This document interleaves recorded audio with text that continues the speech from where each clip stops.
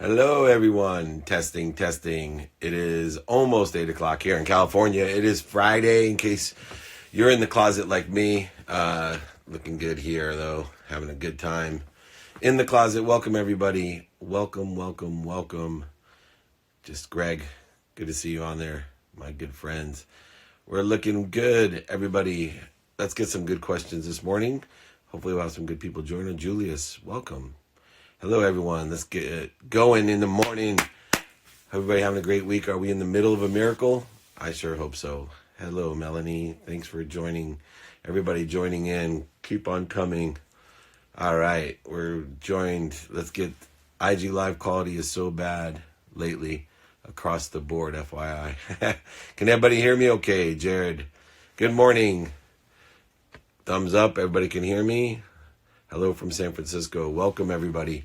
Let's get some good questions up there. Let's go. Let's go. Good advice for a 23 young boy. Yes. No matter what age you are, 23, 33, 43, 53, 63, this is the best time to practice radical humility. What does that mean? That means understand that there is a greater source of power. Let's see here. Light, love, lessons. And looks like we got a special guest here. We'll go live. Hopefully the quality of Instagram is good enough for us. Waiting for Andre. There he is. Hey, David, how are you, man? I'm awesome, man. How are you? Good. Healthy, happy, staying positive. That's all we can do right now, right? I like it. It's amazing. Yeah. Are you sitting at home? What part of your house are you in? Yeah, I'm at home right now. I'm in my home office, which I'm very fortunate to have one. So I have peace, quiet, and I got my own little war room set up here. So I'm happy. That's awesome. Yeah, I had to give up my office to my teenagers who are in college online. My dining room is an office now, and I'm in the closet. It's funny you say that. We've had at the company, we've had so many like photo bombs of spouses, dogs, cats, all the things, right? We're getting a peek into people's lives that we never had before, but it's a beautiful thing. Yeah, I hope it carries over, to be quite honest. Like, I really like I'm an illumination guy. I like everybody knowing exactly who I am, laying it on the table. You know my frequency, love me for who I am, right? Right. And I just, there's some of the most stuffy, cordial, formal people that I have got an inside view of, that they're super cool. Yeah, isn't that funny? Like, you see a whole nother side to people, their lives, even just the space they have, right? Like, you could just tell a lot by them. And it actually brings you closer together when you actually kind of break that barrier into that personal space. And like you said, it'd be interesting to see how, when we actually go back to normal, how we can take some of these learnings and apply them to the other side of life when we're all able to see each other. Yeah, it's interesting because I'm really focused in on what changes are occurring in me, not necessarily all the changes that are occurring outside. Right. And because I believe the universe always pushes us to a better situation or to make our situation better. And I only make that decision because I know it beats the alternative. People ask me, "Oh, how do you have so much faith in that?" I'm like, I just know it beats the alternative. Right. It's like past lives. I'm like, beats the alternative. I want more than one life. That's all I know. What are some of the things that are changing with your business perspective within yourself? Yeah, so a few things. At ELA, we're a global creative ad agency, and it's really interesting because what we do is we create campaigns, brand campaigns, creative campaigns, and it's a very physical thing, right? We have to all be together. We look at boards, we look at creative, we have discussions. So taking that model and turning it into a work from home was like, at first was like rattling in my head, like, how are we going to be able to pull this thing off? But what we realized is that through technology, very simple technology, from Google Hangouts to Slack and things like that, we're actually able to communicate in a very in a very quick way, which ironically we're communicating now more than we were when we were all in the same office. And I think that's interesting, Dave. I'm sure you experienced the same thing. It's like you're more efficient. Your time is down to maybe slivers of time, but you're just so effective because there's no distraction around you. And I think that we've seen that a lot, and everybody's actually ironically happier, even though it's amongst the chaos that's happening, because they're hyper focused, and it's a great distraction, right? Work is a great distraction to what's happening on the news. Yeah, and I see someone in there that is like, you guys are just rich people. Look, I have lost everything. This isn't about rich or poor, right? This is No. about productivity, accessibility. This is about understanding that we have capabilities right now, and that this is an opportunity to improve our skills, develop more knowledge, and also test, practicing ending fear, test the inspiration.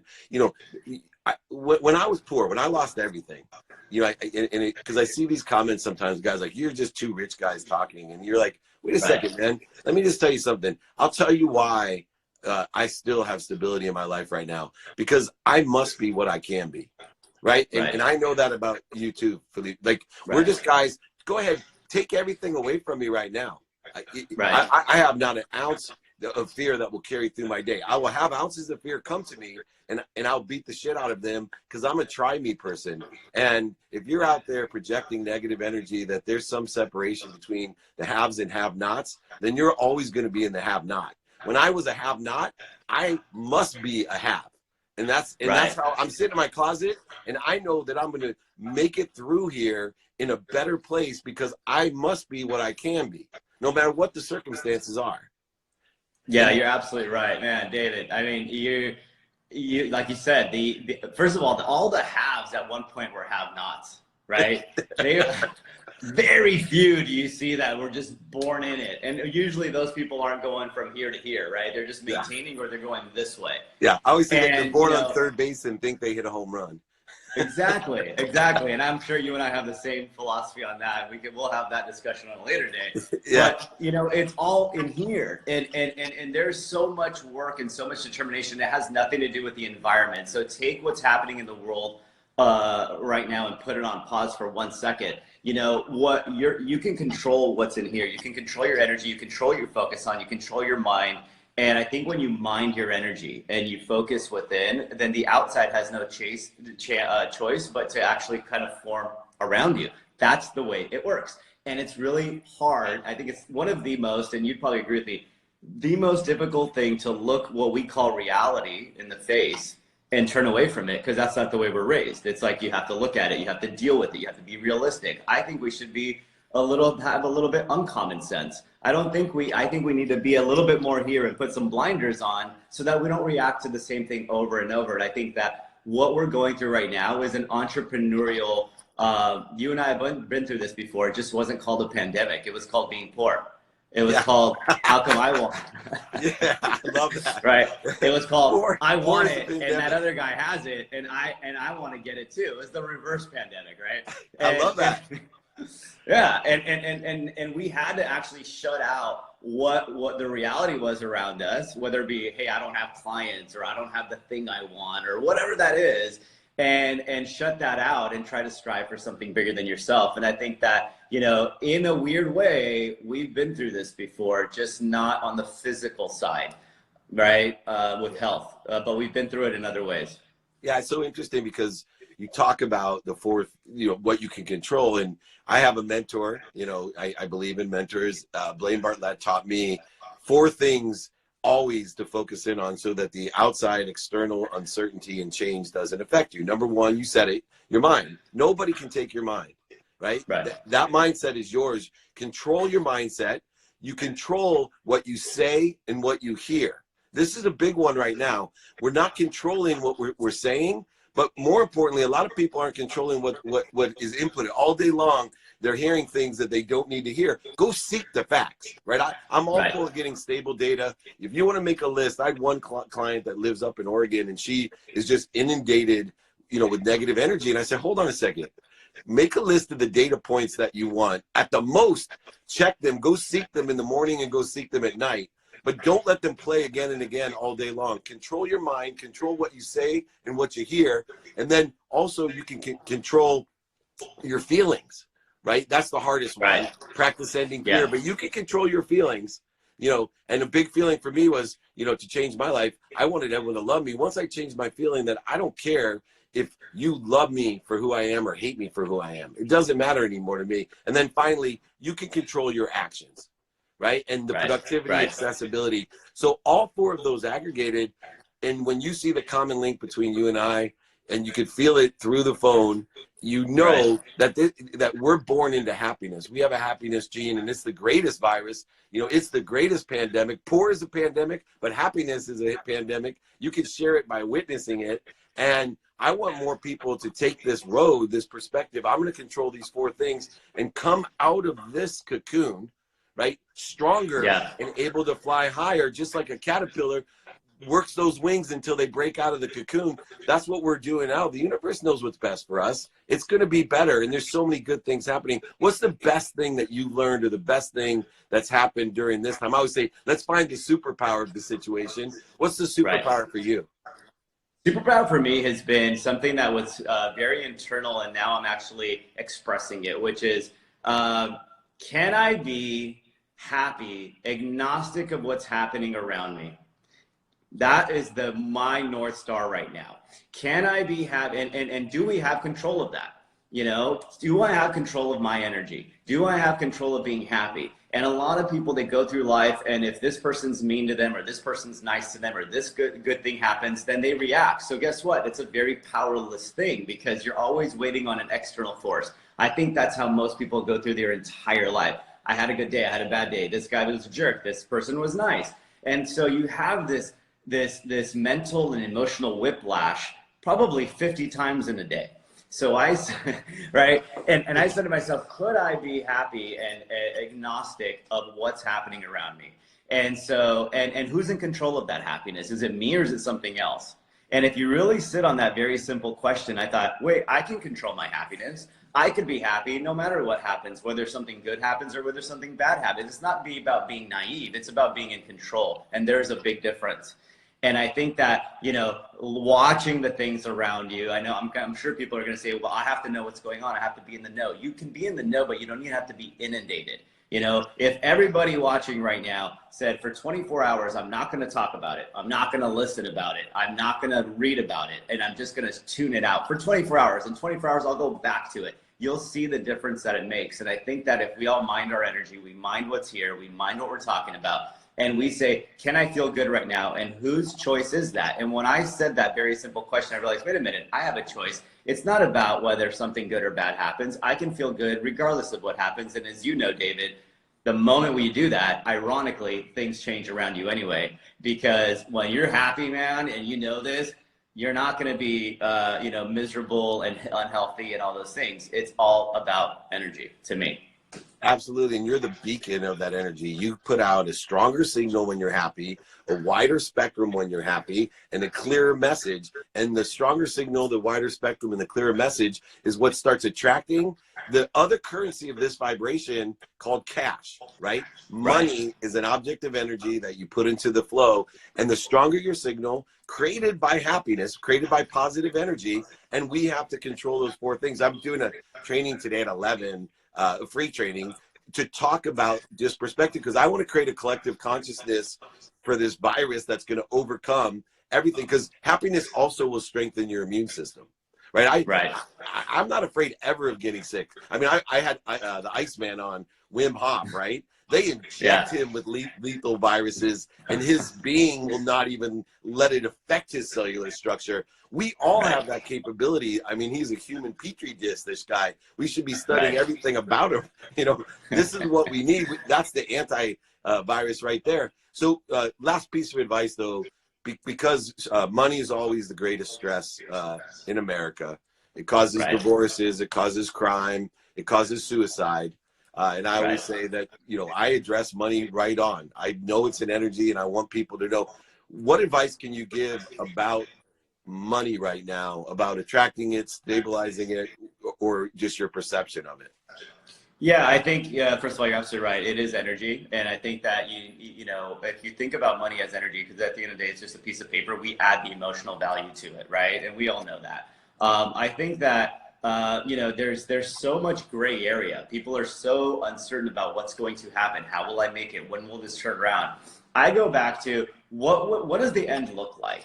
And I go even deeper and say, what does the end feel like? What if everybody watching right now had the amount of money that they can live a very comfortable life, where they had no stress? What would that feel like to them? And allow yourself to really saturate every fiber of your being down at the cellular level with the feeling of having, not wanting. Because I think that, and expecting, right? Wanting, the flip side of wanting is expecting. A lot of people want that money. And I will say that right now, the world is feeling like that on a mass level and on a singular level. But expecting it is something that I would leave people with, is don't just want it. Do you expect to get that check, or are you just hoping for it? And I think that the bridge between those things is the feeling of having, because there's no weaker feeling than the feeling of wanting something. It just creates this vibrational gap. And the way I believe to close that gap is by being aligned with what the end feels like. So if we can put ourselves in state a lot more, and that doesn't mean you have to jump up and down, but what would it feel like if for the next 5 minutes you had the money you wanted and you didn't have to worry about it, and you didn't have to worry about it for the next 6 months or a year maybe? How would you walk? How would you actually do mundane things? How would you drink coffee in the morning if you had it? And I think that it's the little mini moments between the big moments that I think define it, because it's easy to sit in a room, close your eyes and see it. But when you pop out of that and then the rest of your 16 hours awake, you feel bad, you just negated all of that. So when you're eating your lunch, when you're having your coffee, can you feel like, you know what, I feel great, I feel prosperous, I feel like it's done? Feel the feelings of having it done and watch the energy that shifts, and therefore the results will shift. Absolutely. When you want something, you're paying attention to it. When you expect it, you're giving it intention. And if you take attention plus intention, it equals the coincidences in our lives.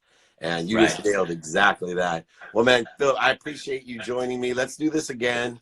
Let's do a LinkedIn Live or something as well. And if you need anything at all got to do is help. Let everybody know where they can reach out to you and your company as well. So ELA Advertising, if you go on Instagram, it's under hashtag ELA Advertising. Take a look, and then Andre Phillip. Andre Phillip was taken, so I have an underscore in front of my name. I get that, man. Thank you so much, Andre. I'll talk to you soon. All right, take care, Dave. Talk to you later. Bye-bye. All right, Andre Phillip, ELA, check it out. Everybody, come and join me today. We have a free training Friday at 11 a.m. Pacific time.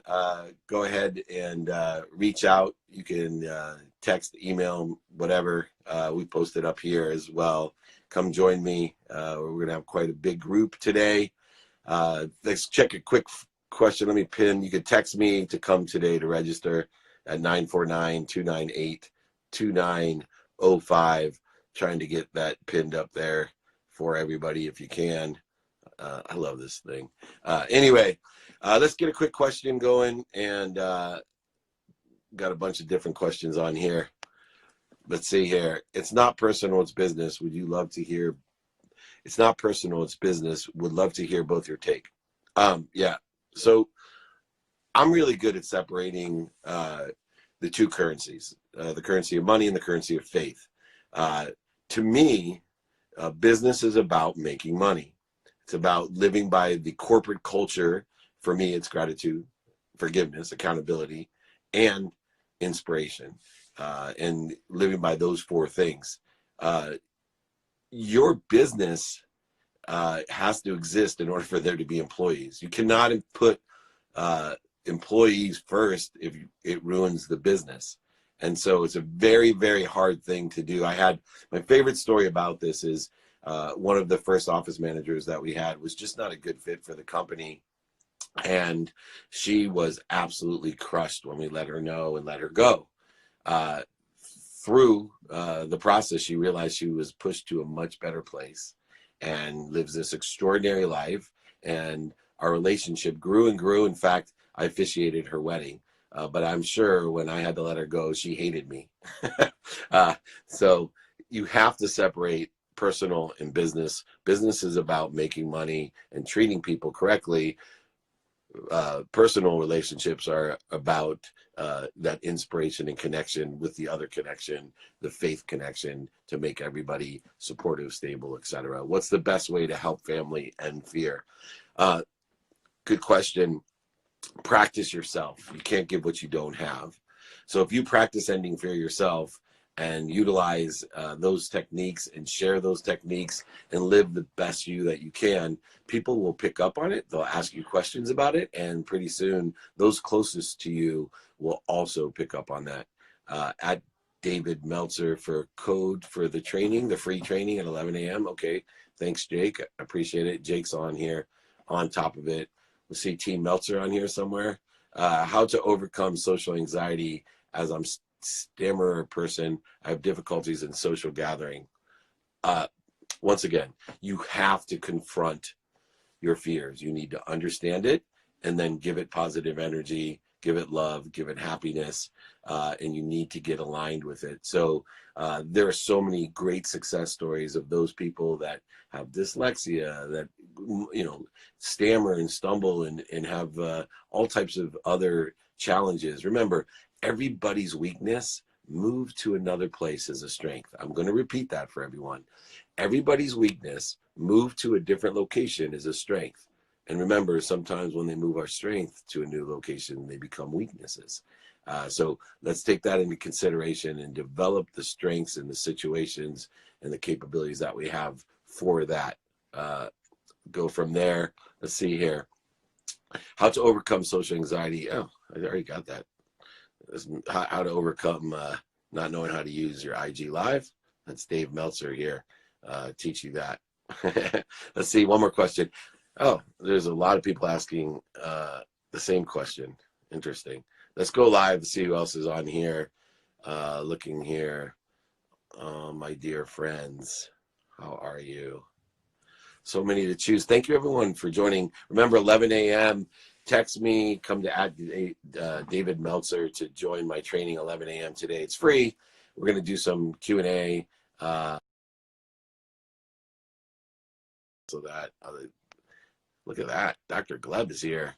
One of my favorites. Here we go. Doctor. Hey. There he is. Good to see you, Dave. How are you? I am doing well. Good. This is my first IG Live, so hey, thank you for inviting me. Oh my gosh. You, the youngest looking human I know. Hey, thank you. Appreciate it. Dr. Gleb is a lot older than he looks. Anyway, just so in case people don't know, give them just a quick background on what you do, Dr. Gleb. Sure. So my expertise is in helping folks avoid disasters of all sorts. I'm a disaster avoidance expert, and I'm unfortunately very much in demand right now with COVID-19. There's a lot of work, and unfortunately, a lot of people are making a lot of bad decisions. So my expertise is in cognitive neuroscience and behavioral economics. I am a professor of cognitive neuroscience and behavioral economics, spent 15 years in academia, and spent 20 years as a consultant, coach, and trainer. I know I don't look it. I know. I love it.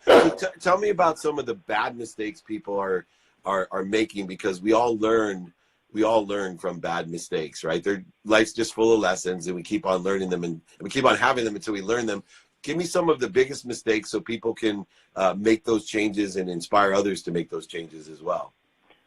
Well, let's talk about the COVID-19 biggest mistake that I'm seeing right now. I'm seeing the biggest mistake that people are making right now as functioning in emergency mode. This is the huge, huge mistake that people are making right now, because COVID-19 is not simply an emergency. It's like people are thinking, hey, Houston was flooded, and this is the kind of situation that we're staying in. This is not the situation. It's like Houston is flooded and stayed flooded. It's staying flooded. We're going to be around with COVID-19 for the next 2 to 3 years. So you can't function in emergency mode. You're going to run out of adrenaline pretty soon, and then you're going to collapse. And there's so many people are not realizing that they're going to collapse pretty soon, whether they're businesses, whether they're relationships, everything that they're dealing with. And you don't want that. You need to make a long-term plan for how to cope and deal with the impact of COVID-19. That is a really important thing for your relationships, for your professional career, for your business, for everything. That's what you need to do right now if you want to succeed. So that's a huge mistake. You know, it's so funny because I'm doing a training today at 11 a.m. about this, and what you're explaining is the difference between motivation, which fear can motivate, right? Fear focuses us and focus motivates us, compared to inspiration.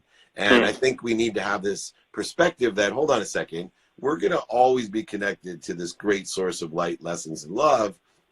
let's start building a system in order to effectuate getting things back into the flow. How are we going to build our families, our educational system, our social system? How are we going to build out, our business and economic system in order to grow during the effects of COVID-19, which, whether, I love the fact that everyone's looking at, whether it's going to be, May 1st or June 1st or July 1st that they go to work.